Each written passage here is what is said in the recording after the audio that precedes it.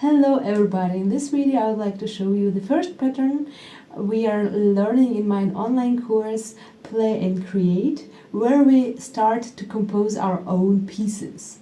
The first thing I want to mention are the strokes, so you know what notation I'm using for each stroke. So the D is for the ding, the dome note. If you see a question sign, this is for any note. You can pick any note on your handpan, no matter what scale you have. If you see the B with a question sign, this is for a bass note. Different handpans have different bass notes. You can pick some bass notes from your mutant handpan on the bottom side, or you just use, like me, a D chord and use the first and the second note for your bass note if it's noted into the score. So the next thing you have to know is the slap or the knock. No matter what you are doing, I'm using 2 fingers to do it. In this case it is very practical to do with middle and a ring finger together, because we will have a finger combination which is very easy to play if you use those fingers. The next one is a tip. So you are tipping, it's like a ghost note. You are tipping on the edge of the shoulder, very lightly, almost invisible or inhearable. I don't know how to say it, but this is very important, so you don't do it like this. The next sign is for the tuck. It is a strong stroke. You're doing it on the edge. It's similar with those tips, with those ghost notes, but it has power. It has weight in your finger to hit the edge of the handpan. The next one you have to know is signs for the chord notes. So the chord based on 3 different notes. The first note, the lowest. The second note is the middle, and the third note is the high note. I always sign my chords with those 3, first, second or third, no matter which chord notes you will pick. In my online course you can write down all the notes you have on your handpan, and I will write you back all the combinations of the chords you have on your specific handpan. So on the D chord we have different chord combination, but the basic ones are always 3 notes near to each other. 3 notes near to each other, and this is always then in my notation the first, the second and the third note of the chord, or here first, second and the third note, first, second and the third, first, second and the third note of the chord, no matter what number it actually is. Notation is done. We are going to the next part, the basic pattern. This is our basic pattern.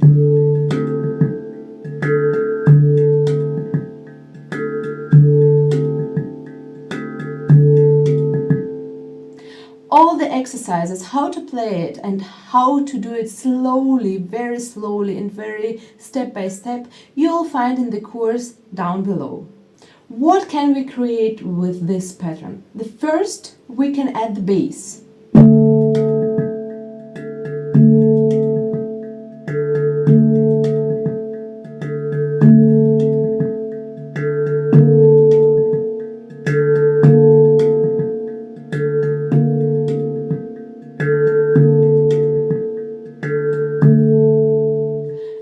Have a different scale as a D chord, just pick any bass note you have and listen if it sounds good. For Amara handpan, Amara any scale Amara, like A Amara, D Amara, C sharp, no matter which Amara handpan, I would suggest you to play just only with first note for the bass note. For the D chord, I suggest to play with the first and the second note. For equinox, you have to choose between those 3 notes, and so on. You just add also bottom notes if you have a handpan, and listen how it sounds. If it sounds good to you, continue. If it doesn't sound good to you, just pick another note. If we add the bass, your pattern sounds much more alive for now. What we continue to do, we can also add any melody note. As I said before, all the exercises to practice, to get to know all the different sounds from this handpan for this pattern, you will find my online course down below, and we continue to develop our pattern. So for now we are going to add the melody. How does it sound?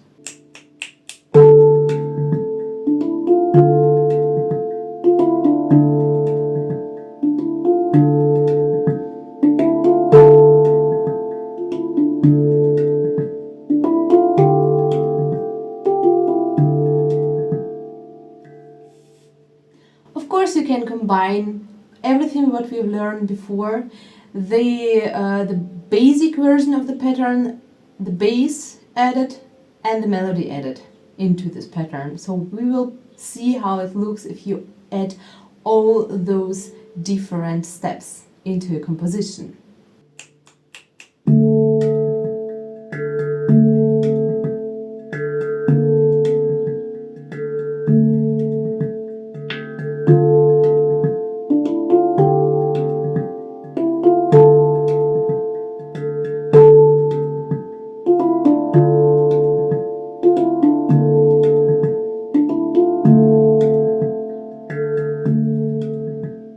The next step, we are going to add 2 notes in the beginning of the pattern. Some people will say this is already a chord, but in professional music the chord begins from the 3 different notes. So in this case we just pick 2 notes. 2 notes for our melody, to develop our melody. How does it sound?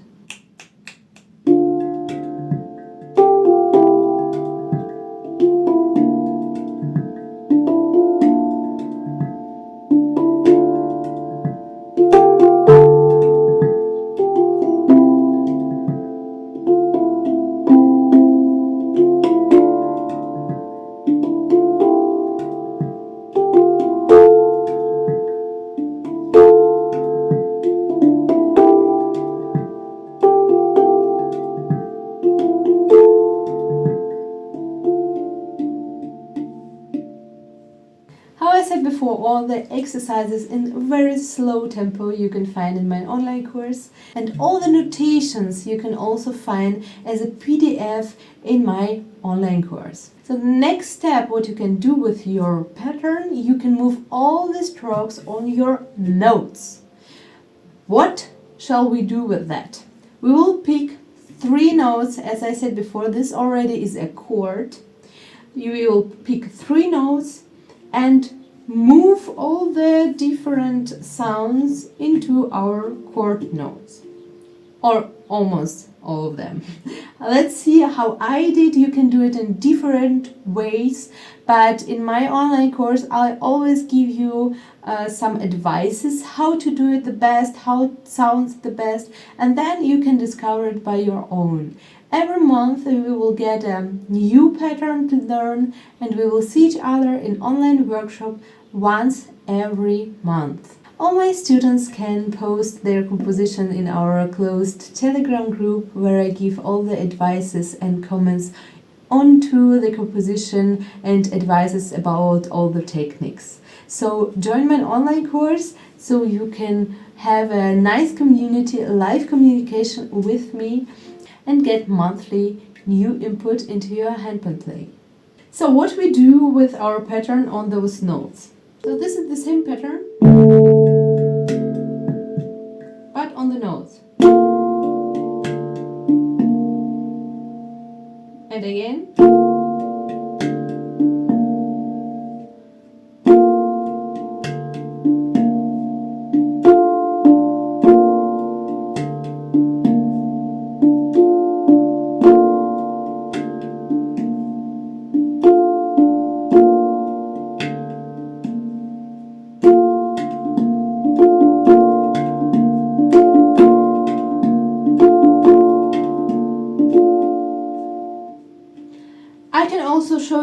very slow version in the exercises below in my online course, how to move it to the different notes, but the idea is that you all the steps on your ding move into the notes.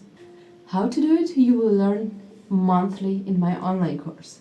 I hope it will help to continue your journey with your handpan, and if you don't know how to play this pattern on your specific handpan, just message me and I will help you personally to find your way how to move the notes and how to discover the sound of your handpan.